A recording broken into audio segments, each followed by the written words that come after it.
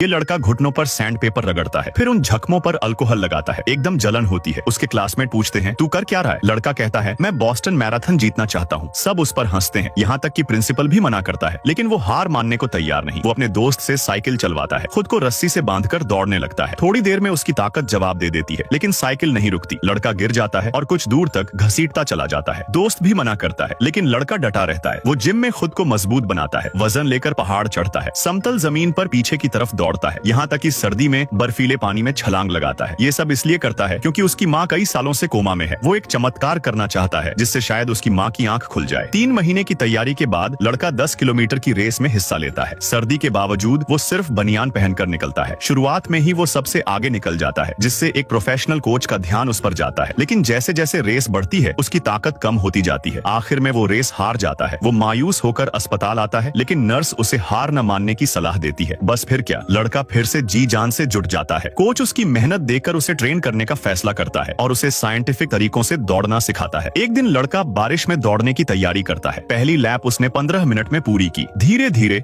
उसकी रफ्तार कम हो रही थी, जिससे कोच को लगा वो हार मान लेगा, लेकिन लड़का रुकता नहीं। वो लगातार दौड़ता रहा और आखिरी लैप 5 मिनट में पूरी करता है। कोच हैरान रह जाता है कि ये कैसे हुआ। हर चीज जो लड़का कर रहा था सिर्फ अपनी माँ के लिए। एक दिन वो माँ के सामने बैठकर दिल से प्रार्थना करता है और फिर बॉस्टन की ट्रेन पकड़ लेता है। मैराथन शुरू होती है और लड़का शुरुआत से ही सबसे आगे रहता है। कोच स्टेडियम में उसका हौसला बढ़ा रहा है। बीच में लड़का दूसरे नंबर पर आ जाता है, लेकिन जैसे ही कोई उसे पीछे छोड़ता है वो फिर से पकड़ लेता है। आखिरी 200 मीटर बाकी हैं। अब सिर्फ 2 ही लोग दौड़ रहे हैं। स्कूल के सारे बच्चे उसका नाम चिल्ला रहे हैं। सबको एक चमत्कार की उम्मीद है और आखिरकार लड़का फिनिश लाइन पार कर लेता है। वो अस्पताल आता है और मेडल अपनी माँ के हाथ में रखता है और अगले ही पल एक चमत्कार सच में हो जाता है। ये शरारती लड़का अचानक राहुल का खिलौना हवाई जहाज छीन लेता है। फिर बाकी क्लासमेट्स उसे एक दूसरे को पास करने लगते हैं। वो बस मजाक कर रहे थे, लेकिन तभी कुछ जादू जैसा हो गया। वो खिलौना प्लेन अचानक हवा में उड़ने लगा और फिर सीधा राहुल के पास लौट आया। राहुल की खुशी का ठिकाना नहीं रहा। वो प्लेन उसके पापा की आखिरी निशानी थी। राहुल हर रात उसे सीने से लगाकर सोता था। वो स्कूल भी प्लेन को साथ लेकर जाता, यहाँ तक कि उससे बातें भी करता। उसे यकीन था कि उसके पापा की आत्मा उसी प्लेन में है। ये साबित करने के लिए राहुल ने खुद को प्लेन से बांध लिया और छत पर जाकर खड़ा हो गया। उम्मीद थी कि प्लेन उसे पापा के पास ले जाएगा। तभी उसकी मम्मी ने ये देखा और तुरंत छत पर दौड़ी। खुशकिस्मती से मम्मी वक्त पर पहुंच गई। उसने राहुल को गिरने से बचा लिया। मम्मी ने गुस्से में आकर वो प्लेन उससे छीन लिया और अलमारी में बंद कर दिया। लेकिन अगले ही पल कुछ अजीब हुआ। वो प्लेन शीशा तोड़कर खुद बाहर निकल आया। उसमें से लाल रोशनी निकल रही थी, जैसे मम्मी को खतरे में देखकर गुस्से में हो। राहुल ने उसे गले से लगा लिया और फिर प्लेन धीरे धीरे शांत हो गया। रात को राहुल फिर से छत पर गया और प्लेन को हाथ में लेकर पूरी श्रद्धा से प्रार्थना करने लगा। तभी चमत्कार हो गया। वो प्लेन सच में उड़ने लगा। वो प्लेन राहुल के साथ खेलता रहा, ठीक जैसे उसके पापा करते थे। दोनों ने पूरी रात आसमान में बिताई। आखिर में राहुल थक कर गिर गया। उसकी आंखें बंद हो गईं। प्लेन खुद उड़कर उसके घर आया और खिड़की के बाहर रुक गया। मम्मी ने जैसे ही ये देखा उसे कुछ गड़बड़ लगी। प्लेन मम्मी को एक ऊंचे टावर तक ले गया जहां राहुल बेसुध पड़ा था। प्लेन ने उसकी जान बचा ली, लेकिन उस दिन के बाद प्लेन की सारी ताकत खत्म हो गई। अब उसमें कोई जान नहीं बची थी। अपने पापा से मिलने की आखिरी उम्मीद लेकर राहुल रात को चुपचाप प्लेन लेकर समंदर के किनारे पहुंचा। उसने रेत में एक गड्ढा खोदा और प्लेन को वहां दफना दिया। फिर कुछ पत्थर रखे और सच्चे मन से प्रार्थना की। अगले ही पल राहुल के पापा सच में वापस लौट आए। दोनों ने एक दूसरे को कसकर गले लगाया। फिर समंदर के किनारे बैठकर बातें की। पापा ने राहुल से कहा कि अब तुम्हें मजबूत बनना होगा और अपनी मम्मी का ध्यान रखना होगा। ये कहकर पापा एक छोटी सी नाव को समंदर में धकेलते हैं। राहुल ने भी नम आंखों से अलविदा कहा। पापा धीरे धीरे नाव में बैठकर सफर पर निकलते हैं और फिर अचानक एक सफेद रोशनी में बदल जाते हैं। आखिर में वो एक चमकते तारे में तब्दील हो जाते हैं।